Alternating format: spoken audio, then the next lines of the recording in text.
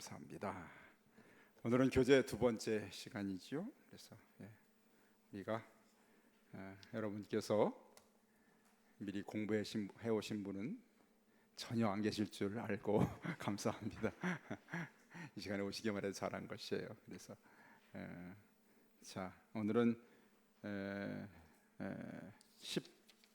20년 그렇죠. 두 번째 시간. 우리가 먼저 예수님에 대해서 배우기 전에 예수님이 오시기 전에 어떤 배경 가운데 오셨는지, 그리스도께서 오시기까지의 배경에 대해서 한두 시간 더 배운 후에 우리가 더 본격적으로 그리스도를 알아가는 시간들을 가지려 합니다. 자, 우리가 지난 시간을 배웠지만 예수님은 어느 날 갑자기 오신 것이 아니라 오래전부터 하나님이 예언하시고 준비하여 오신 분이다. 그것을 분명히 말씀했죠. 그래서 타락한 인생 가운데 창세기 3장 15절을 통해서 가장 먼저 그리스도의 오심에 대해서 하나님이 말씀해 주셨다 하는 것을 우리가 보았고, 그리고 예비하신 지난 우리 주일 오후에도 배웠습니다만 아브라함을 통해서, 그다음에 다 이삭과 야곱을 통해 12지파를 통해서 예수님이 오실 것을 약속하셨잖아요. 그렇죠? 다윗의 후손으로 오실 것을 이제 오늘 할 수 있는지 모르겠지만 족보를 보면서 이를 우리가 확인하게 됩니다. 자, 오늘 20년에 예수님이 오시는 구주, 구원자, 메시아 또는 그리스도, 그분은 세 가지 직분을 가지실 것을 예언해 두셨다고 성경은 말씀합니다. 그래서 메시아의 세 가지 직분, 구약 성경은 예수님을 예언했는데 그분이 오시게 될 때 선지자의 직분과 그리고 제사장, 왕으로서 오시는 예수님을 예언하고 있다. 이렇게 성경은 우리에게 가르쳐주고 있죠. 그래서 첫 번째, 선지자는 어떤 역할을 하는 것이죠? 읽어볼까요? 하나님께서 주신 말씀을 선포함. 말씀을 선포하는 게 선지자다. 말씀을 선포하는. 그렇죠. 사실 말씀을 선포하면서 많은 고난을 받잖아요. 그래도 끝까지 생명을 걸고 하나님 말씀을 대언하는 것이 선지자들이 했던 사명이죠.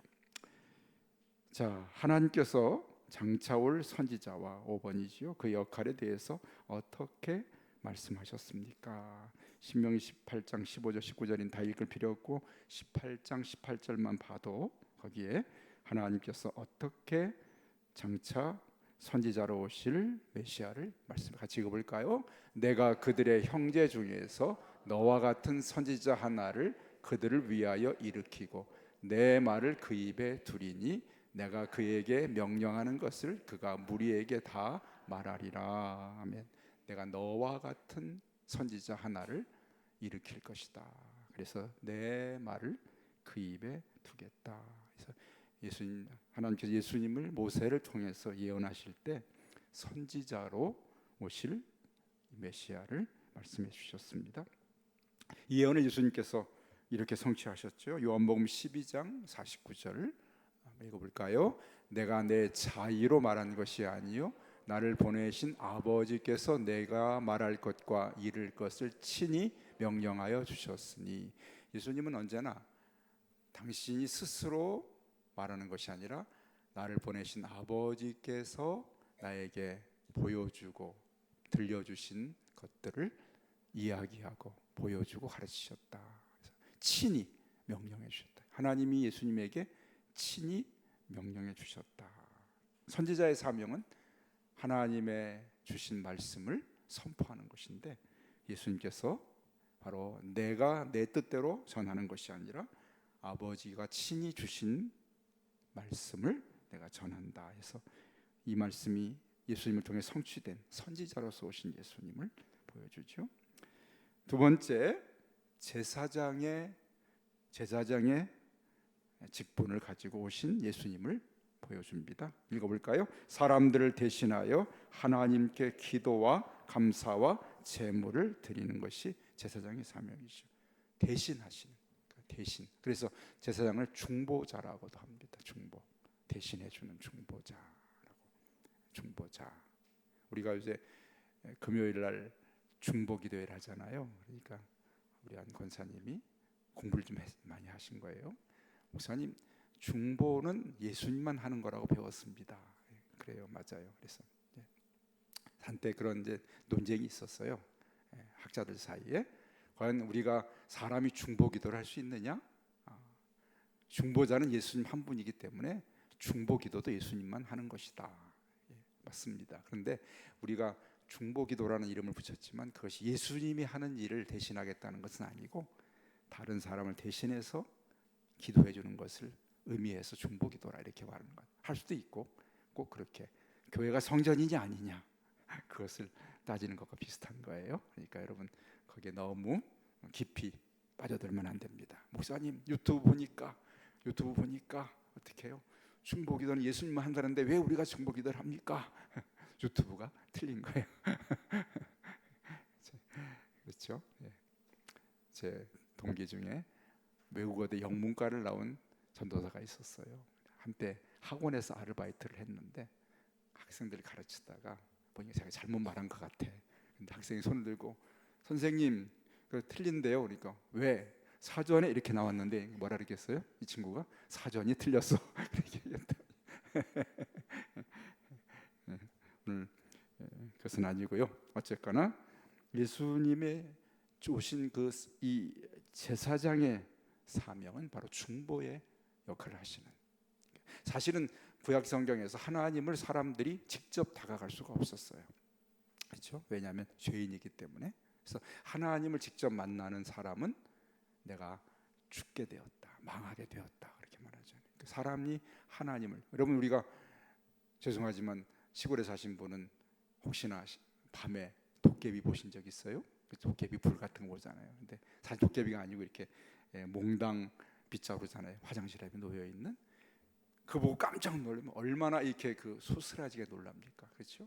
그것이 이제 어떤 영적인 존재를 접하게 되면 우리가 거기에 전혀 어떤 담대할 수 없는 것이죠. 근데 죄인인 우리가 하나님을 접한다는 것은 있을 수. 그래서 이스라엘 백성들이 하나님이 직접 말씀하시자 다 두려워하고 어떻게 모세에게 말합니다. 제발 하나님 직접 말씀 좀 하지 마세요. 너무 힘들고 죽겠습니다. 너무 두렵습니다. 모세를 통해서 말씀해달라.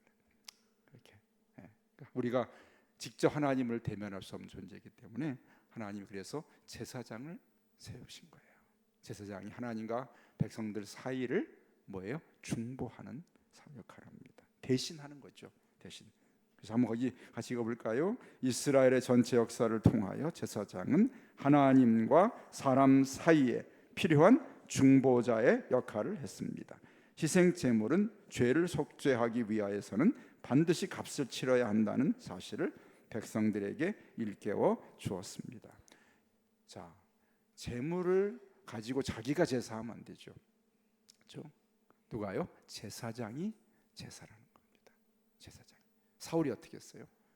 사무엘이 오지 않으니까 자기가 제사장도 아닌데 하나님께 제사를 드렸다가 망하게 되잖아요. 그렇죠? 이 제사는 제사장만 할 수 있도록 그렇게 정해져 있는 하나님의 법이었거든요.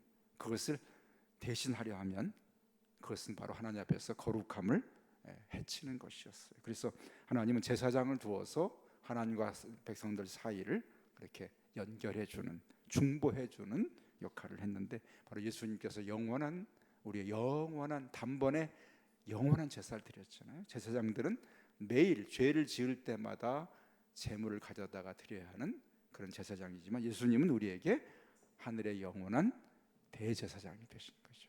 단번에 당신을 제물로 드려서 이제는 우리의 죄를 단번에 속죄하신 제사장.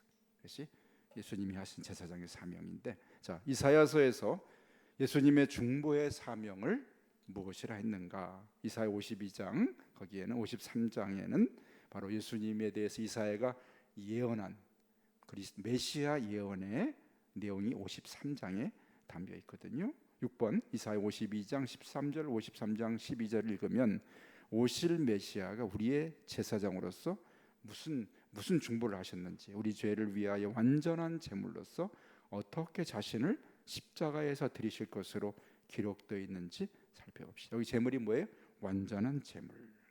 구약 성경에는 동물의 제사는 완전한 죄를 속하지 못했는데 예수님은 십자가에서 완전한 제물로 드려지고 제사장으로서 완전한 속죄를 이루시게 되죠.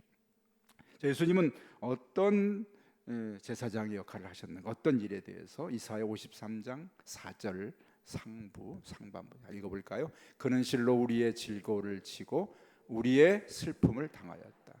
우리의 질고, 우리 어려움을 지시고 슬픔을 대신해 주신. 뭘 대신하셨는지 5절에서는 뭘 대신했을까요? 같이 읽어볼까요? 그의 찔림은 우리의 허물 때문이요 그가 상함은 우리의 죄악 때문. 우리 허물과 죄악을 대신하신 제사장이에요. 6절은 뭐라고 하나요? 같이 읽습니다. 여호와께서 우리 모두의 죄악을 그에게 담당시키셨도다. 우리 모든 죄악을 예수님에게 담당시키셨다.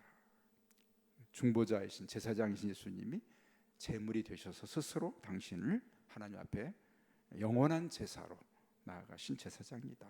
이렇게. 자, 오늘날 우리의 대제사장은 누구시며 또 어디에 계십니까? 제가 말씀 히브리 8장 1절 같이 읽어볼까요?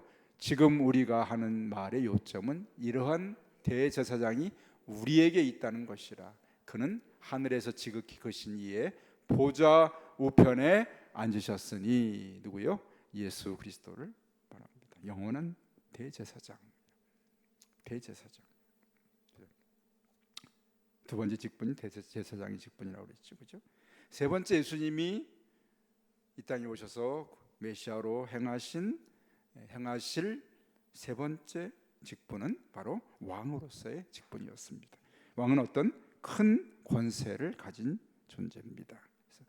그래서 어떻게 왕이 되시는지 하나님께서 나단에게 다윗이 하나님 나 성전 지을 테니까 성전 짓게 해주세요 했을 때 하나님이 나단 선지자를 통해서 다윗에게 주신 말씀이 네가 나를 위해 집을 짓겠느냐 내가 너를 위해 집을 짓겠다고 말씀하십니다. 다윗이 지으려 드렸던 그러한 집은 눈에 보이는 성전이었어요. 그런데 하나님은 내가 너를 위해 집을 짓겠다는 그 집은 다윗을 통해 주실 영원한 하나님의 나라 왕국을 말합니다. 다윗의 후손 예수 그리스도를 통해서 지으실 영원한 하나님 나라 천국을 지으실 것을 약속하신 거예요. 그래서 그 말씀을 오늘 7번 선지자 나단이 다윗에게 한 메시아의 왕권에 대한 예언의 내용은 무엇입니까? 사무엘하 7장 16절만 봐도 되겠어요. 같이 읽어볼까요? 내 집과 내 나라가 내 앞에서 영원히 보존되고 내 왕위가 영원히 견고하리라 하셨다 하라. 여기서 누구를 통해? 예수 그리스도를 통해 이루실 영원한 나라를 말씀합니다.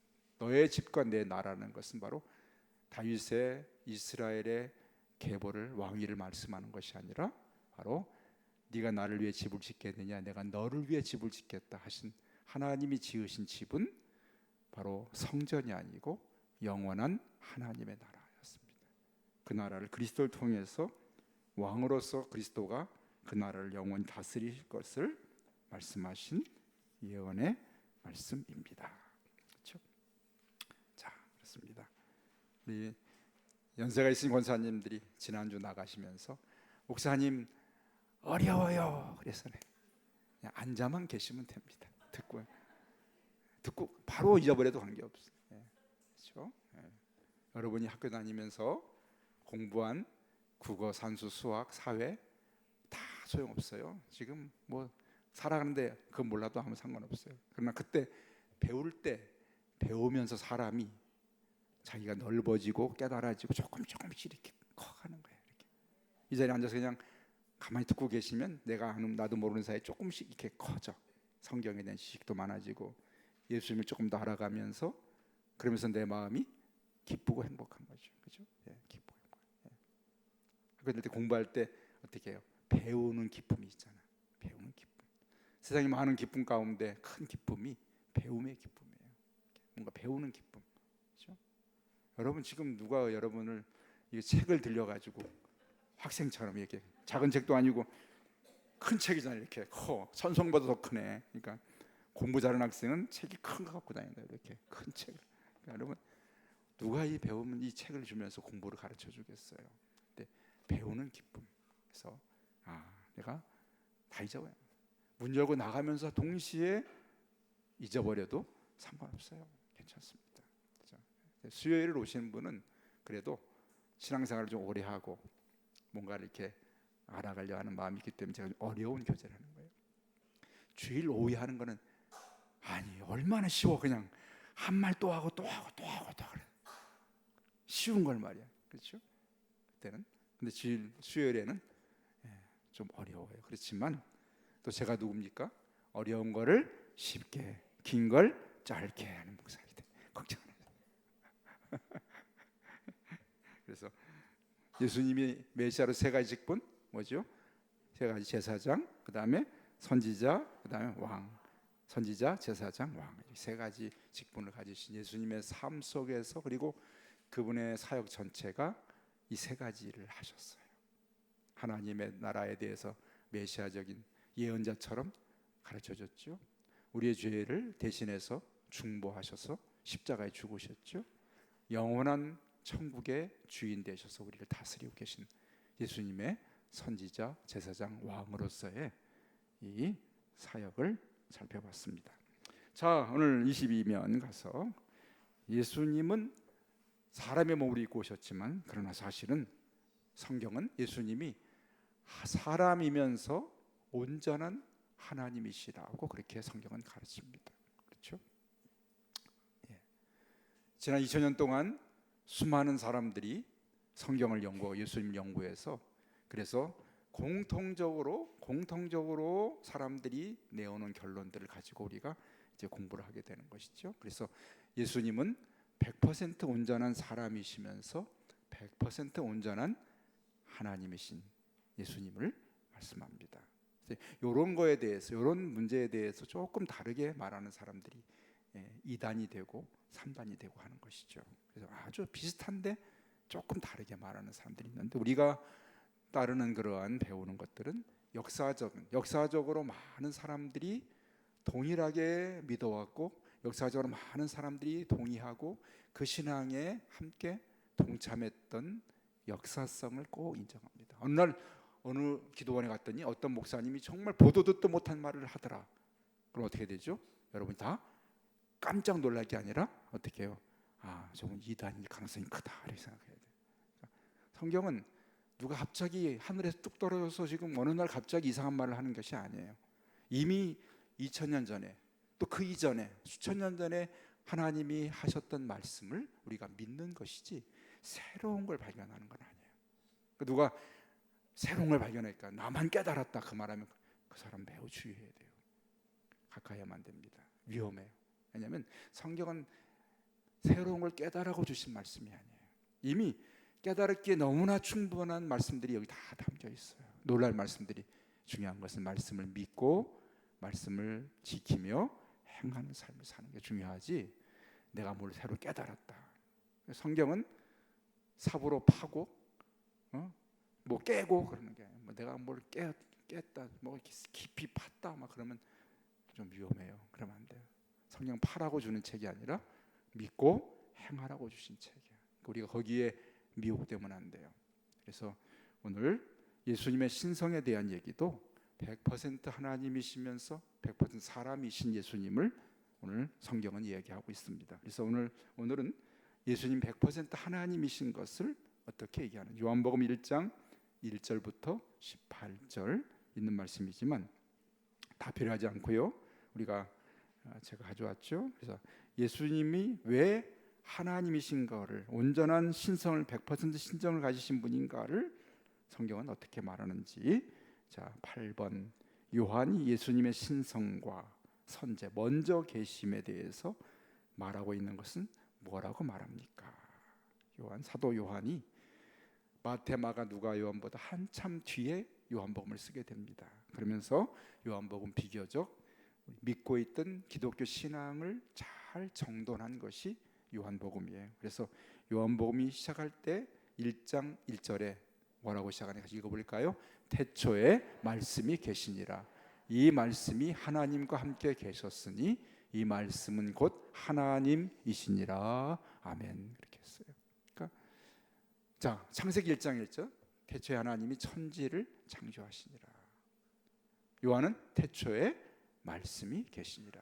1장에 띄워놓으세요. 거기에 보면은 말씀이 계시니라. 이렇게 성경의 정말 중요한 시작은 바로 모두 태초에 있었던 이야기를 말씀하면서 거기에 하나님이 세상을 지으셨다고 선언하면서 시작하죠.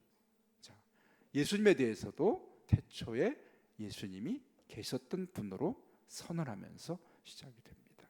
여기 말씀이라는 그런 단어는, 말씀이라는 단어는 사실은 우리가 그 헬라어 성경에 쓰인 단어에 보면 로고스라는 단어인데, 이 말씀 로고스를 뭐라고 번역해야 될지를 사람들이 많이 고민했어요. 태초에 로고스가 있었는데, 근데 로고스라는 것이 당시에 뭐냐면은, 성경이 쓰일 당시에 로고스라는 것은 어떤 거였냐면, 당시에는 헬라 철학, 그러니까 당시에 세상의 철학 가운데 아주 많이 사람들이 어떤 이렇게 묵상하고 또 고민하고 막 이렇게 철학적인 사고를 가지고 논쟁하고 했던 시대가 바로 예수님에 대한 사셨던 그 시대.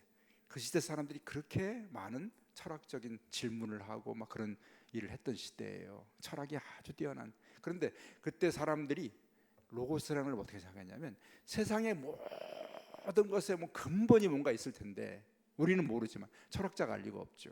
우리가 모르지만 세상의 모든 거에 근원이 되고 근본이 뭔가 있는 것 같은데 우리는 뭔지 모르겠다. 근데 우리는 그거를 뭐라고 부르자? 로고스라고 부르자. 그렇게 했던 시대예요. 그리고 로고스라는 것이 그렇게 세상의 모든 것을 근본으로 여겼던 단어였어요. 그래서 요한이 태초에 너희가 고민하고 찾으려 했던 세상의 모든 것의 근본이 누구라고요? 예수님이다. 그걸 얘기해 준 겁니다. 가장 적당한 단어로 태초에 로고스가 계신데, 그래서 그 로고스를 한글로는 말씀으로 번역한 거죠. 예수님을 의미하는 겁니다. 그래서 세상의 모든 것의 근본 되신 분이 태초에 계셨다. 예수님이 태초부터 계셨다는 거죠. 그 예수님은 어떻게 해요? 이 말씀이 하나님과 함께 계신 분이고, 이 말씀은 곧 누구라고요? 하나님이시니라. 이렇게 말씀합니다. 그래서 예수님이 하나님이신 것을, 나를 본 자는 아버지를 보았거늘. 바울은 그는 근본, 빌립보서에서 그는 근본 하나님과 하나님의 본체시나 하나님과 동등됨을 취하지 아니하셨다. 하나님과 같은 분이었다고 바울은 말하잖아요. 그렇죠? 그렇게 오늘 성경은 예수님에 대해서, 이 오실 예수님에 대해서 그분이 곧 하나님이신 것을 증거하고 있다. 3절은 뭐라고 하는가요? 같이 읽어볼까요? 만물이 그로 말미암아 지은 바 되었으니 지은 것이 하나도 그가 없이는 된 것이 없느니라. 모든 만물이 예수님으로 인하여서 지은 바 됐다. 창조주라는 거죠. 예수님이 창조하신 분. 창조주. 4절은 뭐라고 하는가요? 4절은 같이 읽어볼까요? 그 안에 생명이 있었으니 이 생명은 사람들의 빛이라. 누구 안에? 예수님 안에 생명이 있었다. 생명이 있었다. 생명, 영원한 생명, 영원한 생명. 누구 안에 있다고? 영원한 생명이 예수님 안에 있다. 우리에게 영원한 생명을 주실 분은 오직 한 분, 하나님 한 분밖에 없기 때문에 바로 예수님이 바로 우리에게 생명을 주실 수 있는 바로 온전하신 하나님이신 것을 말하죠. 그렇죠? 창조주, 태초에 계시고 하나님과 함께 계시고 하나님이시고 만물을 지으시고 그리고 그분 안에 생명이 있는 분. 그래서 예수님을 바로 온전한 하나님으로 그렇게 성경은 말하고 있습니다. 그렇죠? 너무 빨리 왔네. 큰일 났네 이거 이제. 이게 빨리 수업이 너무 빨리, 지난주도 빨리 끝났는데 오늘도 빨리 끝나게 생겼네. 자, 그렇죠? 이제 우리가 지금 빨리빨리 배우고 이제 2장을 가서 예수님의 탄생과 예수님의 본격적으로 그분의 가르침을 배워야 되기 때문에 제가 이제 오늘 하고 다음 주에 예수 복음서의 저자들 마태, 마가, 누가, 요한은 어떻게 성경을 쓰게 됐는지, 그리고 그들이 성경을 어떤 관점에서 어떤 마음으로 썼는지를 제가 설명을 드리려고 합니다. 그리고 각 성경을 쓴 목적을 하고, 그 다음 26면부터 28면까지 세례요한의 아버지 어머니 사가랴와 엘리사벳 이야기나 마리아와 만남 이것은 생략하려고 그래요.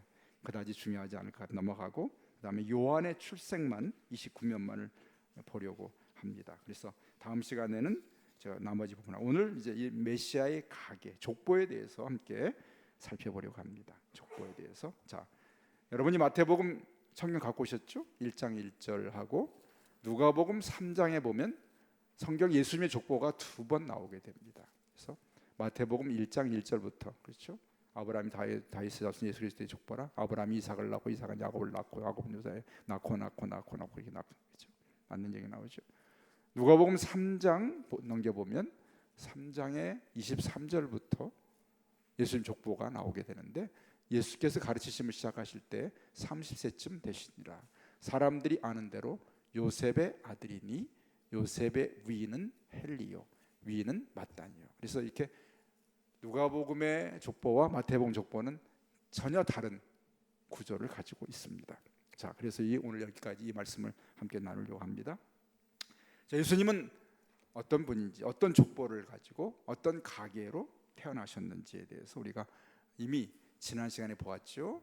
아브라함의 아들 이삭, 이삭의 아들 야곱, 12지파 가운데 네 번째 아들 유다의 후손으로 오실 거고, 다윗은 유다 지파에 속해 있는 왕이었고 다윗의 후손으로 오실 것. 그래서 마태복음 1장 1절 아브라함과 다윗의 자손 예수 그리스도의 족보라, 그렇게 보라, 이렇게 말하죠. 그러니까 이스라엘 사람들은 아브라함과 다윗의 자손을 굉장히 중요하게 여기게 됩니다. 자, 오늘 이것을 우리 이미 공부했기 때문에 자, 거기 글을 한번 읽어볼까요? 하나님은 그의 약속들을 특정한 사람들에게 주셔서 예수님이 오셨을 때 그가 메시아임을 분명히 어떻게 알 수 있도록 하셨습니다. 마태복음과 누가복음에 나와 있는 예수님의 가계는 예수님이 오래전부터 약속되었던 메시아라는 사실을 입증해 줍니다. 마태복음은 아브라함으로부터 시작해 예수님의 법적인 아버지인 요셉에 이르기까지 메시아의 법적 혹은 왕족으로서의 계보를 보여줍니다. 이 복음서는 주로 유대인들을 대상으로 쓰여졌습니다. 누가복음은 아담으로부터 시작하여 예수님의 육신의 어머니인 마리아의 가계에 대한 기록으로 주로 이방인들을 위해 쓰여졌습니다. 이 두 계보는 아브라함부터 다윗까지는 동일한데 이스라엘의 위대한 왕이었던 다윗의 두 아들로부터 계보가 갈라집니다. 이 둘은 바벨론 포로 기간 동안에 네리와 아들이며 여고냐 또는 고니아의 양자인 스알디엘로 다시 합쳐졌다가 수룹바벨의 아들들에서 다시 나뉘어집니다. 어렵죠? 우선 제가 설명해 드릴게요. 제가 필요한 때입니다. 어려운 걸 쉽게 말하는. 자, 예수님 족보는 마태가 기록하고 누가가 기록했어요. 근데 이제 다음 시간에 배우겠지만 마태, 마가, 누가, 요한복음이 있잖아요. 복음서를 쓰면서 복음서를 쓰는 이 저자들이 이 글을 읽는 대상에 대해서 나름대로 특정해서 생각해요. 마태는 유대인들이 알아듣기 쉽게 예수님을 받아들일 수 있도록 하기 위해서 마태는 그 대상을 유대인들을 대상으로 썼어요. 자, 유대인들은 뭘 잘하는 사람들이죠? 구약 성경을 다 알고 있는 사람들이에요. 날 때부터 외웠기 때문에. 그래서 마태복음에서 마태는 예수님을 소개하면서 어떻게 해요? 예수님의 탄생이나 말씀이나 사역에 있어서 항상 뭘 갖다 쓸까요? 구약 성경을 갖다 씁니다. 야, 구약에 이렇게 말했지? 그때 그 구약에 말한 분이 바로 예수님이야. 구약 어디서 이렇게 말했지? 그 구절이 바로 이분을 말씀하는 거야 하면서 마태는 할 수만 있으면 구약 성경을 많이 갖다가 인용을 합니다. 왜요? 유대인들이 알고 있기 때문에. 그래서 그걸 볼 때 유대인들이 맞네? 구약 성경이 이렇게 얘기했는데 이분이 이렇게 말씀해, 이렇게 이분이 살았네? 그러면서 예수님이 곧 구약 성경에 예언한 그분인 것을 알게 하기 위해서 구약 성경을 인용하고, 족보도 그러한 목적으로 유대인들이 잘 알 수 있는 법적이고 왕의 혈통을 이어받는 족보로 예수님을 기록하게 됩니다. 그래서 자, 보십시오. 유대인들은 자시 조상 가운데 가장 중요하게 여기는 조상이 누구죠? 아브라함입니다. 왜? 그가 시조기 때문에. 우리나라는 누구예요? 박혁거세? 아니 그렇게 전혀 우리 당군? 네. 뭐 저는 하나 이제 만들어낸 이야기죠. 그러나 유대인들은 실제로 실존하는 인물 가운데 아브라함부터 시작했기 때문에 아브라함이 우리 민족의 조상인 것을 알기 때문에, 그래서 2절에 1절도 마태복음 1장 1절이죠. 아브라함과 다윗의 자손 예수 그리스도의 세계라 족보라. 2절은 그래서 아브라함이 이삭을 낳고 아브라함부터 시작하죠. 그래서 아브라함부터 이어진 그런 족보를 쭉 얘기하면서 마지막에 16절에 여러분이 성경 펴서 1장 16절에 뭐라고 하죠? 야곱은 마리아의 남편 요셉을 낳았으니 마리아에게서 그리스도라 칭하는 예수가 나시니라. 그래서 아브라함부터 요셉까지 예수님의 법적인 그런 아버지가 요셉이잖아요. 요셉으로 인하여 잉태된 것은 아니지만, 그래서 이 족보는 예수님이 바로 아브라함의 후손이면서 그 하나님이 약속하신 다윗의 왕의 계보를 받은 그런 분이라는 것을 증명하기 위해서 주신 그런 족보예요. 그래서 아브라함부터 그래서 예수님까지, 예수님의 아버지 요셉까지 이어진 족보를 쭉 쓰게 됩니다. 그렇죠? 이 족보는 무엇 때문에 했다고요? 예수님이 바로 이 예수님이 너희가 기다리고 있는 하나님이 약속하신 구원자가 바로 이분이야 하는 것을 증명하기 위해서 족보를 가진 거죠. 그렇죠? 예. 여러분 다 족보 있으신가요, 집에? 예. 저희 집 족보가 있긴 있지만 한번 보고 그냥 지금 뭐 본 적이 없지만 하여튼 때로 족보를 가지고 어떻게 하죠? 내가 누구에서부터 이렇게 피를 받았는지를 한번 살펴보잖아요, 그렇죠? 족보를 통해서 예수님이 누구로부터 이어진 분인가를 보여주는 거죠. 그 출발은 누구라고요? 아브라함부터 오신 분이야. 그래서 예수님은 하나님이 예언하신 아브라함의 후손으로 다윗의 왕의 계보를 이은 분이라는 것을 이 마태복음 족보는 가르쳐 주는 겁니다. 그렇죠? 그래서 이 족보가 예수님의 왕, 하나님이 예언하신 구원자를 증명해 주는 족보다. 그런데 누가복음은 어떤 책이냐면, 누가는 이 글을 읽는 대상을 유대인이 아니라 이방인들, 구약 성경을 모르는 사람들, 하나님을 알지 못하는 사람들, 그냥 세상의 모든 사람들을 대상으로 누가복음을 쓰게 됩니다. 그러면서 누가복음을 그렇게 썼기 때문에 누가복음은 예수님이 어떤 분인가를 증명할 때 세상 모든 사람을 다 구원할 분으로 예수님을 증명합니다. 그래서 족보를 쓸 때 이렇게 썼습니다. 여러분 누가복음 3장 23절을 펴서 보면은 예수께서 가르치심을 시작하실 때 30세쯤 되시니라. 사람들이 아는 대로 요셉의 아들이니, 요셉의 위는 누구요? 헬리오 그랬어요. 근데 이 헬리는 사실은 요셉의 아버지가 아니라 마리아의 아버지야. 요셉의 누구요? 장인어른이야, 장인어른. 저도 누구죠? 저도 장인어른입니다. 그렇죠? 장인어른이 제가요. 사이가 저한테 한번 장인어른이라 부른 적은 없지만 아버님이라고 부르지. 장인어른이라. 바로 이 헬리라는 사람은 바로 요셉의 장인어른. 그래서 이 계보는 실제로 예수님을 낳은 마리아의 족보를 따라서 올라갑니다. 그래서 올라가는데, 자, 마리아의 족보를 따라서 올라가는데 이것이 계속 올라가다가 아브라함에서 머물지 않습니다. 어디까지 올라가는가 여러분 보세요.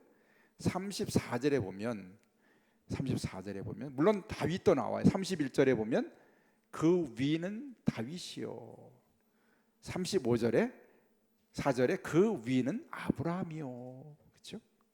아브라함까지만 얘기하면 되는데 오늘 이 족보는 아브라함, 유대 민족을 위한 족보가 아니라, 유대인에게 증거하는 족보가 아니라 세상 모든 사람이 하나님의 구원의 대상인 것을 증명하기 위해서 아브라함 위로 올라갑니다. 그래야 어디까지 올라가는가? 38절에 그 위는 에노스요, 그 위는 셋이요, 그 위는 누구요? 아담이요까지. 하나님이 세상에 지으신 첫사람 아담까지 얘기하는 거야. 아담까지. 그러면서 무슨 뜻이에요? 아담의 모든 후손들이 바로 구원을 받을 대상으로 얘기하는 거야.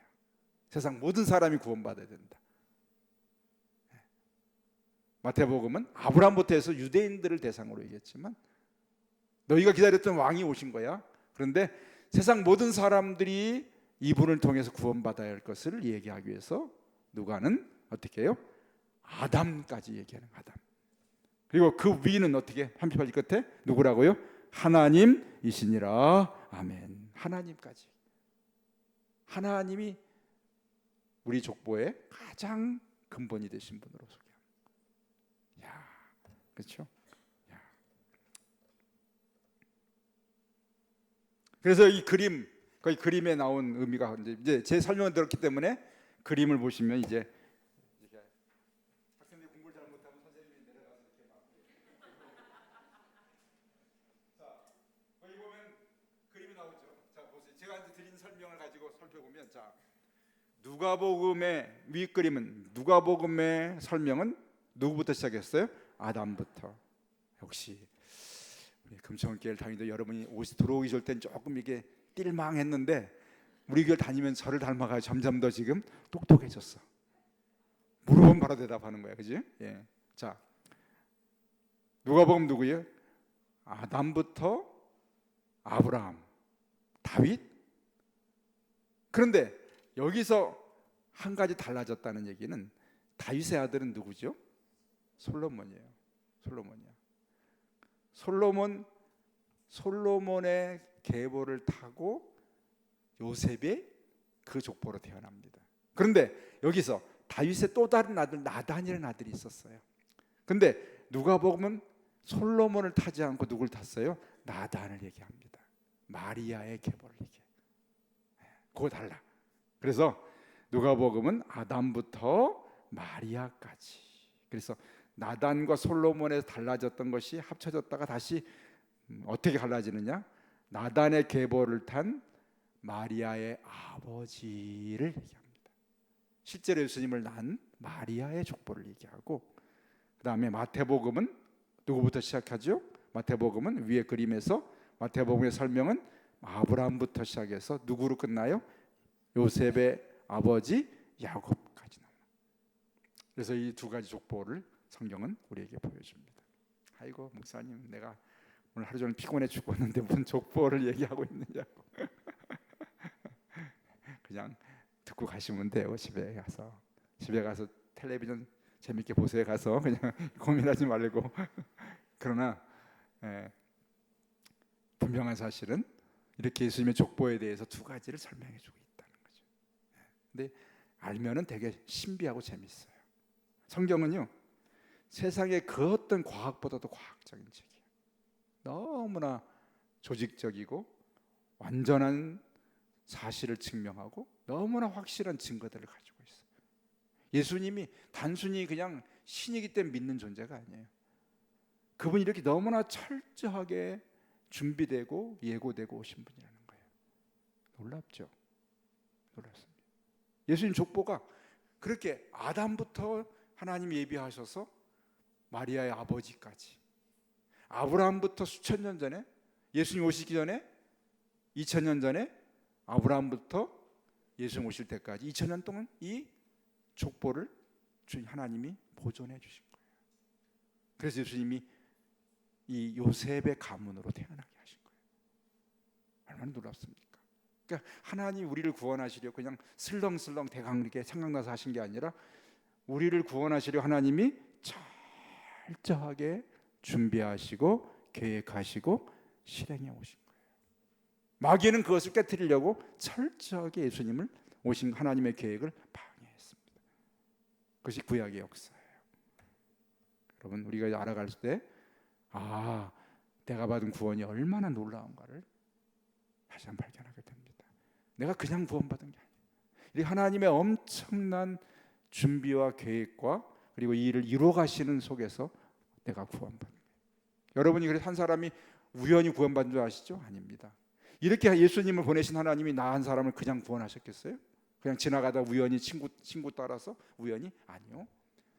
우리가 알지 못한 하나님의 철저한 계획 속에서 저와 여러분이 선택을 받은 줄로 믿습니다. 아멘.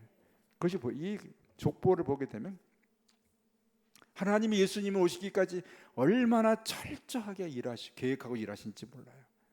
그래서 우리를 구원하실 것을 예정하신 것도 하나님이 철저한 준비와 계획 속에서 나를 구원하신 거예요. 그냥 구원 그냥 받은 거 아니에요. 내가 무가치한 존재가 아니에요. 하나님이 나를 구원하시기 위해서 그렇게 놀랍게 준비하고 계획하고 실행하셔서 나를 구원하셨다는 것입니다. 그것이 바울이 이 진리를 깨닫고 나서 고백하는 거예요. 창세전부터 우리를 구원하시려고 예정하셨다고 말합니다. 바울이 이전에 몰랐는데 예수님을 알고 나서 하나님이 하신 일이 이렇게 심오하고 이렇게 철저히 준비하신 일이구나 깨닫고 나서 감동을 합니다. 하나님, 나 같은 자를 구원하시려고 창세전부터 계획해 예정하셨습니까? 그렇게 말합니다. 예정이라는 것이 하나님이 과연 나를 알고 준비했는지 모르고 계획하니 그렇게 중요하지 않아요. 하나님이 나를 구원하시려고 창세전부터 구원을 준비하셨다는 사실이에요. 그것이 놀라운 진리인 거죠. 성경 그런 것들을 가르쳐 주는 거죠. 네, 좋습니다. 자, 그러면 오늘은 여기까지 하고 다음 주에는 마태, 마가, 누가, 요한복음을 쓴 사람은 누구, 그 사람들은 어떻게 성경을 쓰게 됐는지, 그리고 성경을 쓴 목적은 무엇인지 이것을 우리가 살펴본 후에 시간이 되면 요한의 출생까지 보고 그 다음에 드디어 이제 우리 2장에 가서 본격적으로 예수님의 탄생과 그분의 삶에 대해서 함께 생각해 보려고 합니다.